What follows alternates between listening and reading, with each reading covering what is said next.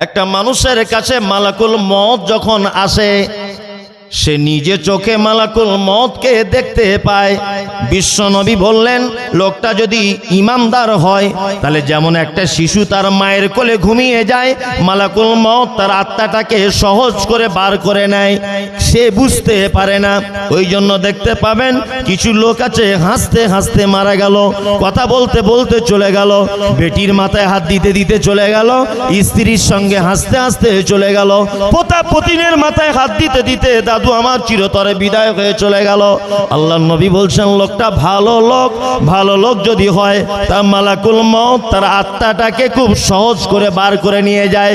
কিন্তু লোকটা যদি খারাপ হয়, লোকটা যদি বদকার হয়, মালাকুল মউত এত কঠিন করে তার আত্মাটাকে ধরে যে তার শিরা উপশিরা সব যেন ছিঁড়ে মালাকুল মউতের হাতে যেন চলে আসে। আর ওই লোকটা বারবার তখন একটা কথা বলে, ফায়াকুলা রাব্বি লাউলা আখরতানি ইলা আজালিন করিব ফাআসাদদাকা ওয়া আকুম মিনাস সালিহিন। হে আমার প্রতিপালক, পৃথিবীতে থাকার মতো টাইম আমার আর নাই, মালাকুল মউত চলে এসেছে, আমাকে আল্লাহ তুমি একটু টাইম দাও, ফাআসাদদাকা ওয়া আকুম মিনাস সালিহিন। আমি দুনিয়াতে আর কিছুক্ষণ টাইম চাইছি, এই টাইমের ভিতরে আমি কিছু দান করব, আমি কিছু সাদকা করব, তার বিনিময়ে তোমার কাছে ভালো মানুষ হয়ে তবে আসব। এবার বলুন, একটা মানুষ মরার আগে তার শেষ ইচ্ছা কি? আল্লাহ টাইম দাও, কিছু দান করব। এই একটা আপনার মায়ের অক্সিজেন চলছে, 10 মিনিটের মধ্যে মারা যাবে, ওর তখন আর দান করার ক্ষমতা আছে? কিন্তু আল্লাহ ওর কথা কোরআনে নকল করে দিয়ে বলছেন, কি বলছেন? ফায়াকুলা রাব্বি লাউলা আখরতানি ইলা আজালিন করিব ফাসাদদাকা ওয়া আকুম মিনাস সালিহিন। আপনার মা তখন বলে, আল্লাহ সেই কথা কোরআনে উল্লেখ করেছেন, আপনার মা কি বলে? আল্লাহ একটুখানি আমাকে সুস্থ করে দাও, একটুখানি টাইম দাও, আমি আবার দুনিয়াতে যাই, আমি কিছু দান করে আবার তোমার কাছে চলে আসবো। তার মানে আপনি বেটা হিসাবে আপনার উচিত হবে যে আপনার মা যখন দেখবেন, আপনার আব্বা যখন দেখবেন এরকম অবস্থায়, তখন তাড়াতাড়ি করে কিছু টাকা পয়সা সাদকা যখন আপনার চাল ডাল যাই হোক সঙ্গে সঙ্গে মসজিদে গিয়ে দিয়ে দিবেন, মাদ্রাসায় গিয়ে দিয়ে দিবেন যে আমার আব্বা খুব কষ্ট পাচ্ছে, একটু দোয়া করুন আমার আব্বার জন্য। আপনার আব্বার পক্ষ থেকে আপনি দেবেন।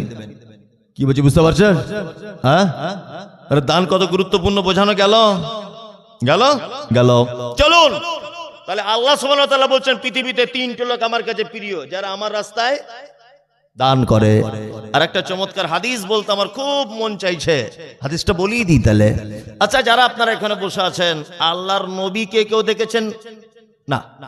যদি বলছেন এটা প্রশ্নের মধ্যে পড়েই না। আচ্ছা, কিয়ামতের দিনে যেন নবীর সাথে একটু দেখা হয়, এই আশা কারো আছে? আছে আছে। কার সঙ্গে নবীর আগে দেখা হবে? একদম সহিহ বুখারী হাদিস, এটা একদম সহিহ বুখারী হাদিস। বর্ণনা করেছেন কে? উম্মাহাতুল মুমিনিন আয়েশা সিদ্দিকা রাদিয়াল্লাহু তাআলা আনহা। নাম হলো তার আয়েশা, বাপের নাম হলো তার আবু বকর, মায়ের নাম হলো তার উম্মে হানি। হাদিসের পরিভাষাতে মায়েরা ভালো করে শুনে রেখে দেন, নাম হলো তার আয়েশা, বাপের নাম আবু বকর, মায়ের নাম উম্মে হানি। হাদিসের পরিভাষাতে আয়েশাকে বলা হয় মুহাদ্দিসা। শুধু এখানেই ক্ষান্ত নয়, বিশ্ব নবীর যত মহিলা সাহাবিয়াতরা হাদিস বর্ণনাকারিণী ছিলেন, তার মধ্যে আয়েশা 1 নম্বরে ছিলেন। শুধু এখানেই ক্ষান্ত নয়, বিশ্ব নবী যত মেয়েকে বিয়ে করেছিলেন, প্রত্যেক বিধবাদের বিয়ে করেছিলেন, একটা কুমারী মেয়েকে বিয়ে করেছিলেন, তার নাম হলো আয়েশা। আয়েশাকে আল্লাহর নবী তিনি বলেছেন, সারা পৃথিবীতে কিয়ামতের আগের দিন পর্যন্ত যত মহিলা আসবে, এই মহিলাদের ভিতরে আয়েশার মর্যাদা কেমন জানো? খাদ্য জগতের শারিদ নামক খাদ্যর যে মর্যাদা, বন্ধুরে আমার, বর্তমান যুগে সব থেকে দামি খাবারের যেই মর্যাদা আল্লাহর নবী বলছেন আমার আয়েশার ওই মর্যাদা। আয়েশাকে আল্লাহর নবী আদর করে ভালোবেসে ঠাট্টা করে আল্লাহর নবী ইয়ারকি করে আল্লাহর নবী হাসাবার জন্য আয়েশা লাল বর্ণের পরিষ্কার ছিল, এই জন্য আয়েশাকে আল্লাহর নবী হুমায়রা বলে ডাকতেন। এত তার উপাধি আয়েশা। হাদিস বর্ণনা করছেন, সহিহ বুখারীতে হাদিস আছে, হাদিস বর্ণনাকারিনী আয়েশা কোন বিবি নবীজিকে করিলেন জিজ্ঞাসা, ও গো নবী তব সাথে দেখা হবে কার? নবী বলে দুনিয়াতে হাত লম্বা যার। মা আয়েশা বলে এ কথা যখন শুনিলাম কানেতে, কাঠখণ্ড লয়ে হাত লাগিলাম মাপিতে, দেখিলাম বিবি সাউদার হাত লম্বা বলি, আমারও মুখেতে ও গো পড়ে গেল কালি। হাত লম্বার অর্থ পরে পারিলাম বুঝিতে, দান ধন যারা করে এই দুনিয়াতে। তারপরে জয়নাব এসে নবীজিকে কয়, কেন জয়নাব আল্লাহ রাস্তায় বেশি করে ক্ষয়? এ গ্রামের মানুষ শুনুন হাদিসটি বুখারীর। জয়নাবে আনন্দ আর আয়েশার মুখ ভারী। আম্মা জান আয়েশা আল্লাহ নবীকে বলছেন, ও দয়ার নবী গো, কিয়ামতের দিনে লক্ষ কোটি মানুষ যেদিন এক জায়গায় হবে, আপনার সঙ্গে প্রথমে কার দেখা হবে? আল্লাহ নবী নিজের বেটি ফাতেমার কথা বললেন না, হাসান হোসাইনের কথা বললেন না, নিজের বিবি খাদিজার কথা বললেন না, নিজের আপন নাতি হাসান হোসাইনকে বাদ দিয়ে তিনি বলছেন, আয়েশা রে, দুনিয়াতে যারা দানের ব্যাপারে হাত লম্বা করে দেয়, আমি নবী কিয়ামতের দিনে তার সঙ্গে সর্বপ্রথম দেখা করে নিব। দান এত গুরুত্ব। ফকির মিসকিন এলে বাড়ি থেকে ফেরত দিব না ইনশাআল্লাহ, ইনশাআল্লাহ। আপনারা তো সাংঘাতিক মুসলমান, আপনাদেরকে আমি চিনি খুব ভালো করে। ভিখারি এসেছে দরজায়, লা ইলাহা ইল্লাল্লাহ, খালা কিছু দাও। তোর মেয়েকে বলছে, বল বাড়ি কেউ নেই, বল বাড়ি কেউ নেই, অথচ শুয়ে আছে চিটার। কে বলা মিলেন না, চিটার। আল্লাহ বাড়িতে শুয়ে আছে, তারপরেও বলছে বল বাড়িতে কেউ নেই। শুনুন একটা কথা আপনাকে বলি, ভিখারিকে ভিখও যদি না দিতে পারেন, অরিজিনালি আপনি বাচ্চাকে দুধ খাওয়াচ্ছিলেন, পানি গরম করছিলেন, জামা কাপড় পরিষ্কার করছিলেন, অরিজিনাল। ভিখারি এসেছে আপনার দরজায়, আল্লাহ রাসূল বলেছেন কি, আফজালুল কাউল সাদাকা।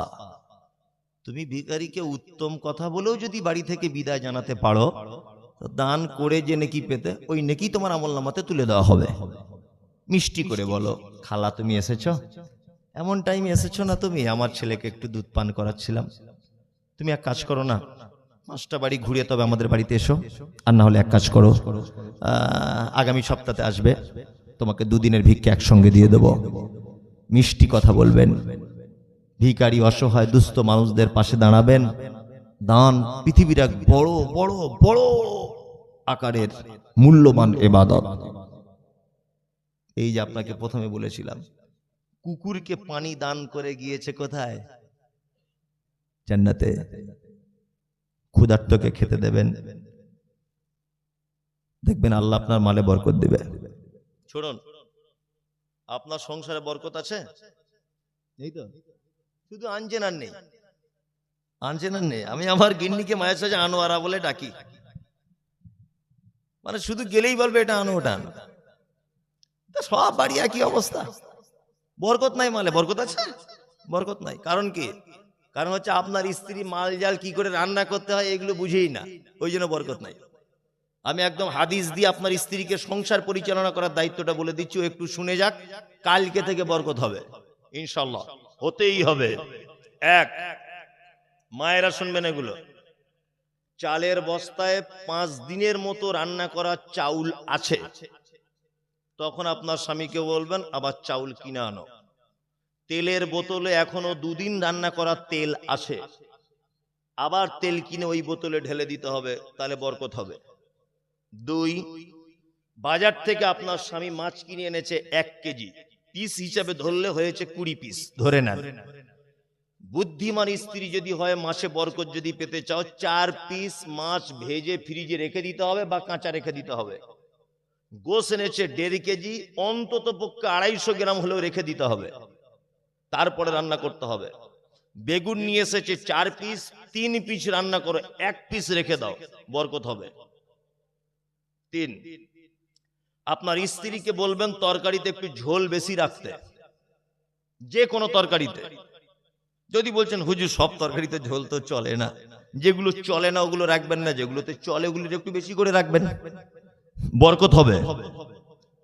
4 নম্বর, আপনার স্ত্রীকে বলবেন, এটা দামি কথা, আল্লাহ বলছে আনফিকু মিম্মা রাযাকনাকুম মিন ক্বাবল, আমি তোমরা আমার রাস্তায় খরচা করো, তোমাদেরকে রুজি হিসাবে যেটা খেতে দিয়েছি। ভিখারি ফকির মিসকিন আসে, আপনার স্ত্রী প্রতিদিন 1.5 কেজি চাউল রান্না করে, হাঁড়িতে 1.5 কেজি চাউল দিয়ে দিবে, ওর থেকে 1 মুঠো চাউল আলাদা করে তুলে নিতে হবে, কৌটোতে রেখে দিতে হবে 10 দিন।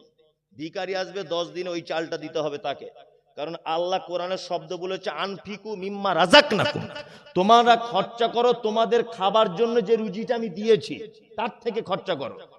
আপনার স্ত্রীকে এটা বলে দেবেন, হাঁড়িতে চাউল ধুতে যাওয়ার আগে 1 মুঠো 100 গ্রাম চাউল তুলে রেখে দেবে, ওটা 10 দিন পর কোনো ভিখারিকে দিয়ে দিবে, দেখবেন আপনার ভাতে মালে বরকত হবে। আর একটা কথা আপনার স্ত্রীকে বলে দিতে হবে, আমাদের দরজা থেকে কোনোদিন যেন কেউ ফেরত না যায়। আর একটা কথা বলে দিতে হবে, মায়েরা যারা আছে, তরকারি, ভাত, সিমাই, পায়েস, যে কোনো জিনিস হাঁড়ি থেকে যখন তুলবেন, চামচ যেটা আছে, চামচ বুঝেন তো, চামচ যেটা আছে পাত্রের মাঝখানে মারবেন না, মানে ভাত যখন হাঁড়ি থেকে তুলবেন, চামচটা হাঁড়ির মাঝখান দিয়ে ভাত তুলবেন না, এক সাইড দিক দিয়ে কাটতে হবে। এটা হাদিস বলছি, এটা হাদিস। এক ধার থেকে চামচ মেরে ভাত তুলতে হবে, তরকারি এক ধার থেকে তুলতে হবে। আপনার স্বামী খেতে বসেছে, শাশুড়ি বসেছে, শ্বশুর বসেছে, আপনার 2 বেটা খেতে বসেছে, আপনি ভাত বাড়বেন, ভাত দিবেন, ডান দিকে যে বসেছে, আপনার ডান দিকে, আপনার ডান দিকে যে বসে আছে তাকে প্রথমে ভাত দিতে হবে, তাকে প্রথমে পানি দিতে হবে, তাকে প্রথমে তরকারি দিতে হবে, দেখবেন বরকত হবে। এখন এ মানবে কে? পানি খাওয়ার শেষে কি বলতে হয় বলুন? পানি খাওয়া শেষ করলে কি বলতে হয়? আলহামদুলিল্লাহ। আমরা বলি কি, এ শালার পানি কি ঠান্ডা, শালা পানি কি ঠান্ডা, এটা আমরা বলি। আর এ মুসলমান জীবনে হাদিস কোরআন মানবে না, এরা কবরে দাঁড়িয়ে বিড়ি টানে। আমার নিজের চোখে দেখার কথা বলছি, কবর খুঁড়তে গেছে, বাঁশতলাতে দেখছি 2 জনা খুঁড়ছে, ওই মাথায় একজন, এই মাথায় 2 জনাই বিড়ি টানছে।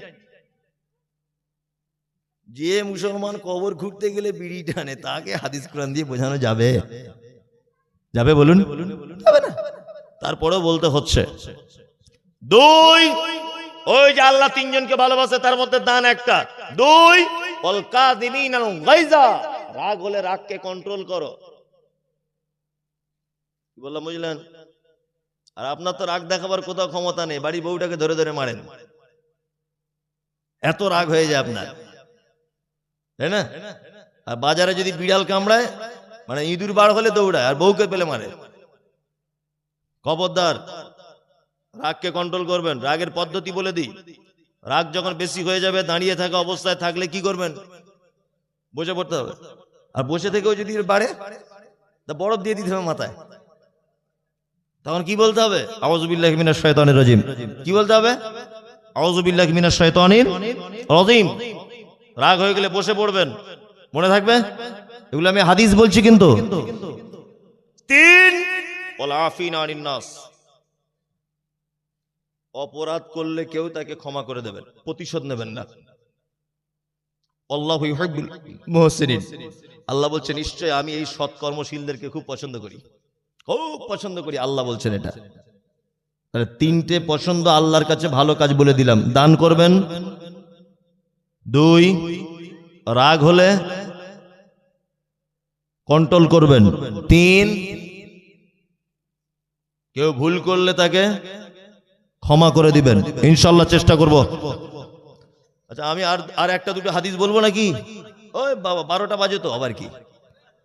আর দুটো একটা হাদিস বলে দিই। আচ্ছা, যারা জান্নাতে সবাই যেতে চাই যে আমরা সবাই, তাই না? এবার মেয়েদের ব্যাপারে একটা জান্নাতে যাওয়ার হাদিস বলে দিচ্ছে, আর আপনাদের ব্যাপারে একটা বলে দিচ্ছে। এই দুটো হাদিস বলে বক্তব্য শেষ।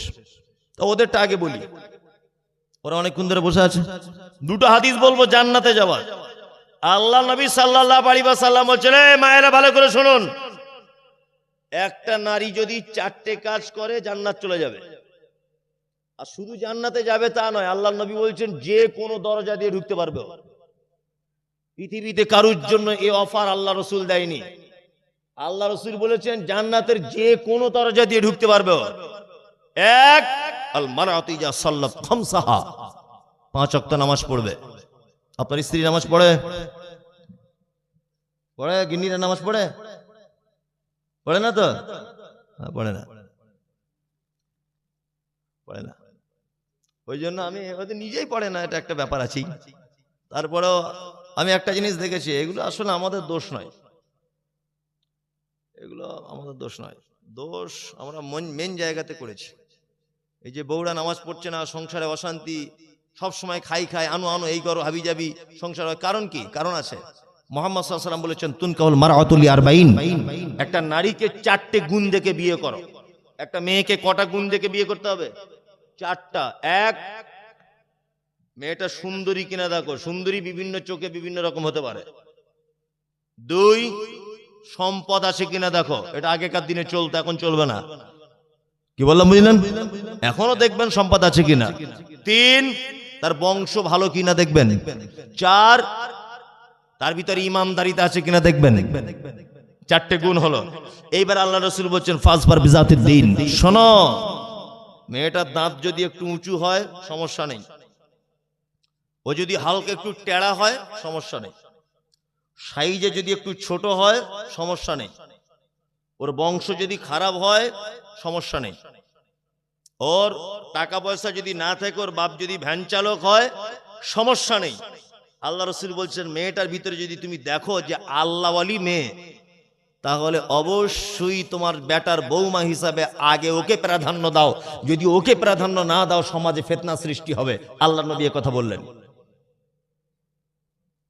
ওই জন্য বলেছি বাড়িতে সুখ, আল্লাহওয়ালি মেয়ের সঙ্গে আপনি যদি সংসার করেন, দুনিয়াতেই আপনি মনে হবে যে আমি জান্নাতের মতোই বসবাস করছি।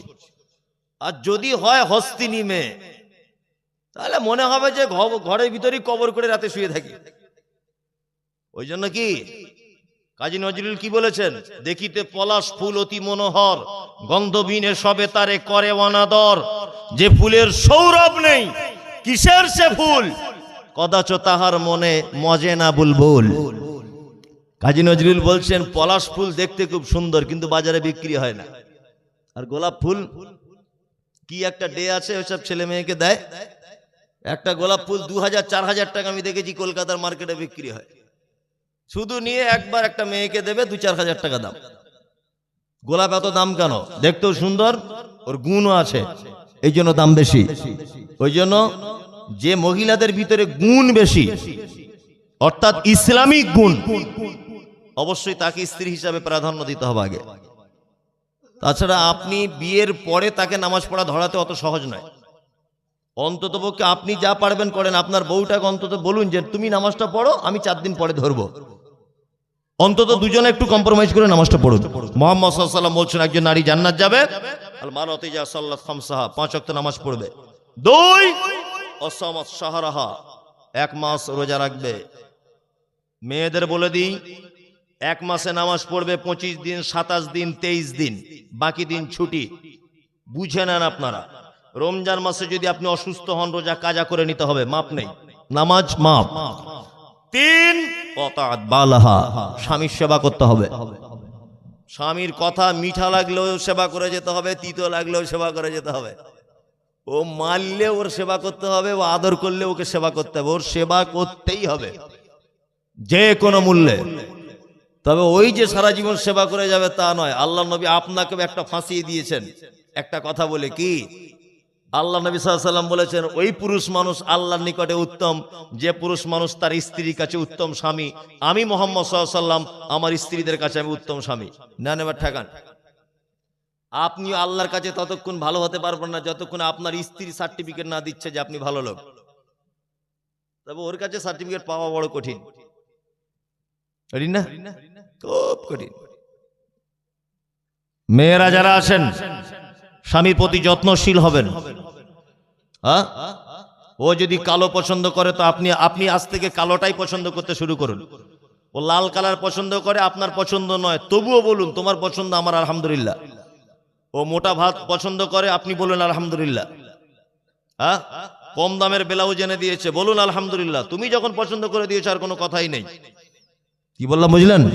আল্লাহু আকবার। আম্মা জান আয়েশা সিদ্দিকা রাদিয়াল্লাহু তাআলা আনহা আর আল্লাহর নবী সাল্লাল্লাহু আলাইহি ওয়াসাল্লামের কি ভালোবাসা, কি মহব্বত, কি প্রেম, কি সোহাগ নিয়ে দুজনের জীবন ছিল।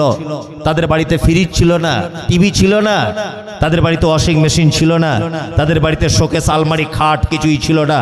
আম্মা জান আয়েশা বলছেন আল্লাহর নবীকে বিয়ে করার পর 3 দিন আমাদের বাড়িতে উনুনে আগুন জ্বলেছে, ইতিহাস নেই, ইতিহাস নেই। অথচ 3 দিন পর উনুনে আগুন জ্বলতো না আল্লাহ নবীদের স্ত্রীদের ঘরে। আম্মা জান আয়েশা কি বলছেন? আম্মা জান আয়েশা বলছেন, যে গেলাসে আমি পানি পান করিতাম, পান করা হয়ে গেলে নবীকে দিতাম, দেখিতাম আমি ওগ নিজে নয়নেতে, ওখানে মুখ লাগাইয়া নবী পান করিতেন। গোস্ত খেয়ে হাড্ডিগুলো ফেলিয়া দিতাম, চুষে চুষে খেত নবী চোখেতে দেখিতাম। আল্লাহু আকবার।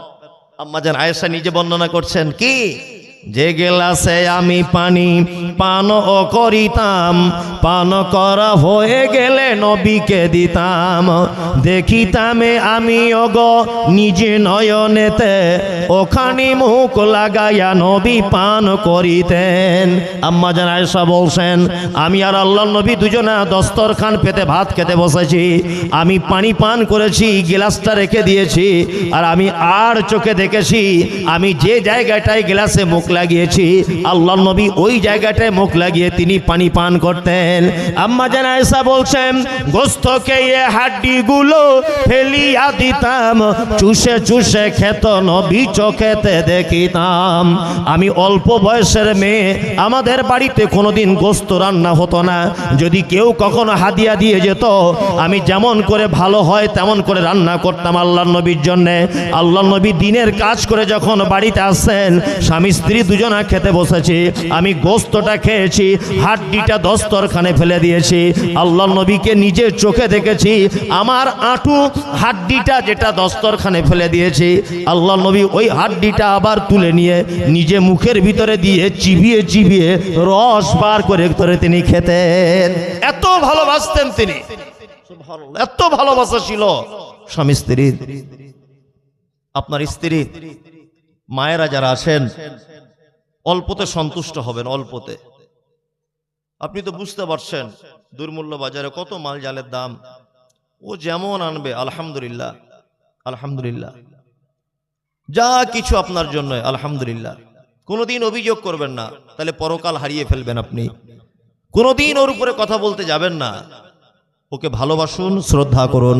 পুরুষ যারা আছেন আপনিও ও আপনার অর্ধাঙ্গিনী, ওর সঙ্গেও ভালো ব্যবহার আপনি করুন। মুহাম্মদ সাল্লাল্লাহু আলাইহি ওয়াসাল্লাম বলেছেন, আমি আমার স্ত্রীদের কাছে একজন উত্তম স্বামী। মায়েরা যারা আছেন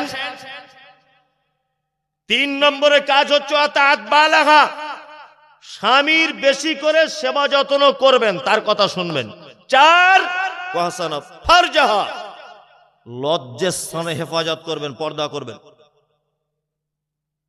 কি বললাম বুঝলেন? মহিলা কি করবে? পর্দা করবে। এই মায়েরা যারা আছেন শুনে রেখে দেন, পর্দা ইসলামে কত ইম্পর্টেন্ট। আমার স্ত্রীর ছেলে মেয়ে হয় না, তা আমাকে বলছে হসপিটাল থেকে একটা ছেলে কিনে আনুন না, আমি মানুষ করব। তা আমি কলকাতার যে কোনো এক হসপিটাল থেকে একটা ছেলে কিনে নিয়েছি, পর্দার গুরুত্ব বোঝাচ্ছি। ছেলে কিনে নিয়েছি এটা মিথ্যা কথা, আমার স্ত্রী বাচ্চা কাচ্চা হয় না এটাও মিথ্যা কথা, শুধু বোঝানোর জন্য। কলকাতা থেকে ছেলেটা কিনে বাড়ি নিয়ে গেলাম, 1 দিনের বাচ্চা। এখন মেয়েদের আল্লাহর পক্ষ থেকে পেটে বাচ্চা না এলে তো বুকে দুধ আসে না, দুধটা তো বাচ্চার খাবার। তা আমার স্ত্রী মা হতে পারছে না, প্রেগনেন্ট হতে পারছে না, বুকে দুধ নেই। আমার স্ত্রী ওকে ওই ফার্মেসিস থেকে বিভিন্ন পাউডার জাতীয় দুধ পাওয়া যায়, ল্যাকটোজেন ফ্যাক্টোজেন নেন হাবি যাবি, ওইসব দুধ ওকে খাইয়ে খাইয়ে খাইয়ে খাইয়ে মোটামুটি আস্তে আস্তে আস্তে আস্তে করে বড় হয়েছে, ওই 1.5 বছর মতো বয়স। আমার স্ত্রী ওকে কোলে জড়িয়ে নিয়ে ঘুমায় বুকে, আর শীতকালে পেচ্ছাপ করলে আমার স্ত্রী উঠে পেচ্ছাপ পরিষ্কার করে, ও পায়খানা করলে পরিষ্কার করে, আর তোতলা তোতলা করে কথা বলতে শিখেছে, মা, আব্বু।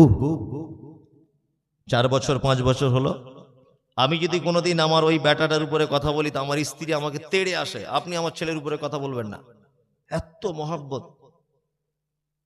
এখনো 10 বছর বয়স, স্কুলে যায় যখন, ও মুখে চুম্মো খেয়ে যায় ওর মায়ের, স্কুল থেকে বাড়ি এসে চুমু দেয়। ছেলেটা আবার আস্তে আস্তে আস্তে আস্তে করে বড় হলো, বড় হয়ে বয়স 18 বছর, যৌবন চলে এসেছে, গোঁপদাড়ি উঠে গেছে, যৌবন চলে এসেছে। এইবার বলুন তো দেখি, ওই ছেলেটার সামনে আমার স্ত্রী দাঁড়িয়ে কথা বলতে পারবে কি পারবে না? পারবে? পর্দা ফরজ। আমার স্ত্রীকে মা বলে ডেকেছিল, আর আমার স্ত্রীর পেচ্ছাপ পায়খানা পরিষ্কার করেছে, তবুও পর্দা ফরজ, কারণ ও আমার স্ত্রীর দুধ পান করেনি। তাই যদি এদিক ওদিক করে আমার স্ত্রী ওকে 2-1 ফোঁটা দুধ যদি পান করে দিত, বুকের দুধ, তাহলে আর পর্দা থাকতো না। এই যে বুকের দুধ পান করেনি, এই জন্য পর্দা ফরজ, তাই তো? মহিলারা যারা বসে আছেন ভালো করে শুনে রেখে দেন, আপনার স্বামী বাড়ি নেই, আপনার স্বামী বাড়ি নেই, আপনার আপন মামা বলছে, ফরিদা তোদের বাড়ি যাব, তোদের গ্রামে জলসা, মমতাজুল বক্তা আসছে শুনতে, সমস্যা নেই, আসতে বলবেন, মামা এসো, আপন মামা হতে হবে।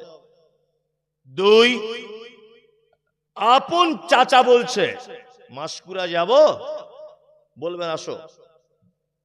আপন দাদু, আপন নানা, আপন ভাইয়ের বেটা, আপন বোনের বেটা, আপন ভাই, তারা বলছে যে তোদের বাড়িতে জলসা হচ্ছে, মমতাজুল বক্তা যাব, আপনার বর বাড়িতে থাক আর না থাক, তাদের আসতে বলবেন, সমস্যা নেই।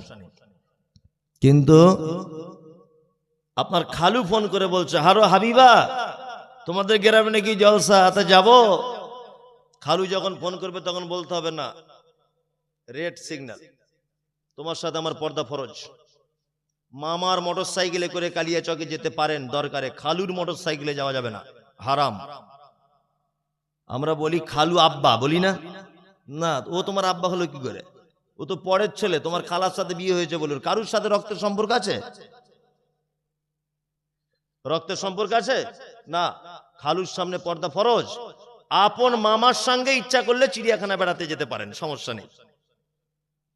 যদি মনে করেন মামার মোটরসাইকেলে করে একটু মালদা হসপিটালে যাবো, যেতে পারেন, কোনো পর্দা নাই, কিচ্ছু নাই, স্বাভাবিক গতিতে যেতে পারেন। আপন চাচা হতে হবে, আপন বাপের ভাই হতে হবে, তাহলে তার মোটরসাইকেলে চেপে মালদা যেতে পারবেন। কি বললাম বুঝলেন? আর খালু রেড সিগন্যাল। চাচা তো ভাই ফোন করে বলেছে তোদের গ্রামে আমি যাব, ওকে বলে দিতে হবে, ভাই রে, তোর সামনে আমার দাঁড়ানো ইসলাম হারাম করে দিয়েছে, খালু তোমার সামনে পর্দা আমার ফরজ। চাচাতো ভাই, প্রয়োজনে তুই তোর বাপকে আমাদের বাড়িতে পাঠা, তুই আসতে পাবি না, ইসলাম চিরতরে তোর জন্য কথা বলা আমাকে হারাম করে দিয়েছে। তোর সঙ্গে ফোনে কথা বললো, মিষ্টি করে কথা বলা যাবে না, তোর মোটর সাইকেলে ওটা তো দূরের কথা, তোর দুলা ভাই বাড়িতে নাই, তুই আসতে পাবি না, বলে দিতে হবে। এটা মনে থাকবে। এই আরেকটা মাঝখানে কথা বলি,